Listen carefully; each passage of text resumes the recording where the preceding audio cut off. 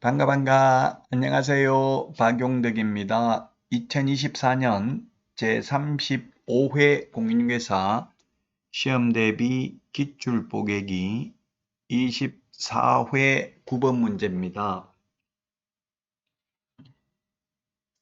매수 신청 대리와 관련해서 개업공개사의 검증에 해당하지 않는 것을 했는데, 명의 대여하는 것은 상식적으로, 양도 대여하는 것은 당연히 검증이겠죠. 그 다음에 2번 매수 신청 대리인 등록증 대여하는 행위, 3번 다른 개업공개사의 명의를 사용하는 행위, 4번 이중으로 매수 신청 대리인 등록 신청을 하는 행위, 5번 당연히 4번까지는 검증이고요. 5번 임대주택법에 따른 임차인의 임대주택 우선 매수 신고하는 행위는 매수 신청 대리의 범위에 해당됩니다. 적법행위입니다. 그래서 정답은 5번이 정답이 되겠네요.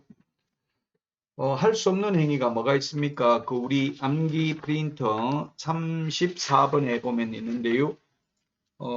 34번에 보면 7개 할 수 있죠.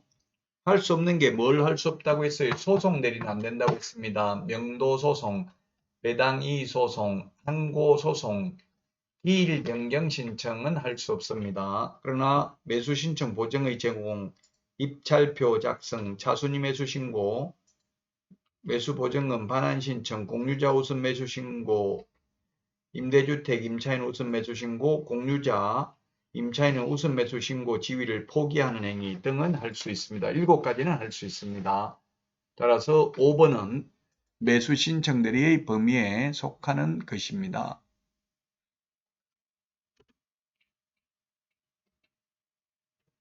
다음은 10번 문제 보도록 하겠습니다. 인장 등록에 대해서 틀린 것은 했는데, 개업공개사의 인장이 등록관청에 등록되어 있으면 소속공개사의 인장은 소속공개사의 업무개시 후에 등록해도 된다 했는데, 업무개시 후에 X입니다. 업무개시 전에 해야 됩니다. 업무개시 후에 해도 된다. 틀린 거 골라라고 했으니까 1번이 정답이 되겠습니다. 틀린 것은 1번이 정답이 되겠습니다. 업무 개시 후에 하면 안 되고 업무 개시 전에 해야 됩니다. 업무 개시 전에 해야 된다. 자, 그 다음에 1번이 틀린 정답이고요. 2번은 등록인장을 변경한 경우에는 7일 이내에 변경 등록해야 됩니다. 7일 이내에 변경 등록해야 됩니다. 자, 그 다음에 인장 등록은 요것도 기출문제인데 좀 바람직한 표현은 아니죠. 보조원은 인장 등록 안 하잖아요. 어쨌든 이 고용인, 고용신고서가 보조원하고 소속공개사하고 한 장 같은 서식입니다. 그러다 보니까 이렇게 표현이 되어 있는데 출제자들이 내용을 잘 모르니까 보조원은 사실 인장 등록을 하지는 않습니다. 그러나 그 소속공개사 고용신고할 때 같이 할 수 있고요. 개업공개사는 등록 신청할 때 같이 할 수 있습니다. 조금 3번은 매끄러운 지문은 아닙니다. 개업공개사는 등록 신청할 때 해도 되고 별도 인장 등록 신고서에 의해서 해도 되고, 그 다음에 소속공개사의 경우 소속공개사 고용 신고할 때 같이 해도 됩니다. 4번 법인인 개업공개사가 주된 사무소에 사용할 인장을 등록할 때에는 상업등기규칙에 따라 신고한 법인의 인장을 등록해야 된다.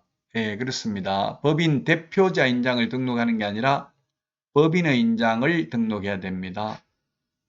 5번 법인인 개업공개사의 인장 등록은 인감도장이어야 하기 때문에 인감증명서 제출로 가름합니다. 개인의 경우는 인감도장이 아니라도 되죠. 막도장이라도 상관없습니다. 개인은. 그러나 법인은 법인 인감도장을 등록해야 됩니다. 다음은 11번 문제 보도록 하겠습니다. 자격정지 기준이 3개월인 것은 했는데, 자격정지가 우리 어떻게 암기했습니까? 암기 프린터는 19번에 있는데요. 19번에 있는데 이중 이중 거민 확인서 이렇게 암기를 했죠. 이중 거민 확인서 요 세 개는 6개월입니다. 6개월. 그 다음에 이게 뭐냐면 이중 소속, 이중 계약서 금지 행위는 6개월이고요. 나머지 인장 등록 위반, 확인 설명 근거 자료 제시하지 않는 경우, 확인 설명서에 서명 날인하지 않는 경우, 계약서에 서명 날인하지 않는 경우는 3개월이 되겠습니다. 따라서 개별 기준이 3개월인 것은 2번이 정답이 되겠네요. 확인 설명 근거 자료 제시하지 않는 경우 3개월이고 1번에 이중계약서 적었으면 6개월이고요. 그 다음에 3번 이중소속도 6개월이고요. 4번 역시 이중계약서네요. 거짓계약서. 그 다음에 5번은 금지행위입니다. 암기 프린트 11번에 금지행위 있죠. 그래서 2번만 개별 기준이 3개월이고 나머지는 개별 기준이 6개월이네요. 이 개별 기준의 2분의 1 범위 내에서 늘리거나 줄일 수 있고 아무리 늘리더라도 법에서 정하고 있는 6개월을 초과할 수는 없습니다. 2번이 정답이 되겠습니다. 자, 다음은 12번 문제 보도록 하겠습니다. 정보망에 대해서 옳은 것입니다. 1번 거래정보사업자로 지정 신청받기 위하여 신청서를 제출하는 경우 자격증 원본을 첨부해야 된다 했는데 자격증 사본입니다. 원본이라고 해서 X입니다. 우리 암기 프린터 51번에 보면 첨부해야 되는 서류 50가지를 적어놨는데요. 거기 1번부터 5번까지가 자격증 1번부터 3번은 자격증 제출하지 않고요. 4번 거래정보사업자 지정신청 시와 5번 매수 신청 내린 등록 신청 시에는 자격증 4본을 첨부해야 됩니다. 그래서 1번 틀렸고요. 2번 국토부 장관은 거래정보사업자 지정 신청을 받은 날로부터 14일 이내가 아니라 30일 이내에 지정서를 교부해야 되고요. 그 다음에 3번에 전속중개계약을 체결한 개업공개사가 정보망에 임대 중인 중개 대상물 정보를 공개하는 경우 임차인의 성명을 공개해야 된다 했는데 주소 성명 등 인적사항은 공개하여서는 아니 됩니다.